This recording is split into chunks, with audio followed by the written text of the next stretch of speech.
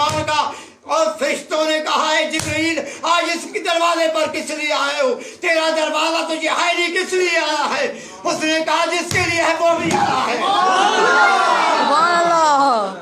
वो भी आया है। उसने जिब्रील अमीन ने कहा कि वो उसके लिए आया जिसके लिए दरवाजा है, वो भी आया है।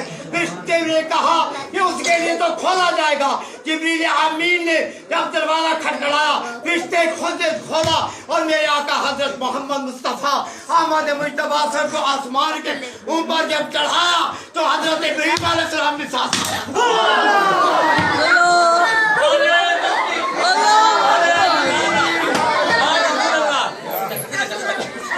मेरे आका हजरत मोहम्मद मुस्तफा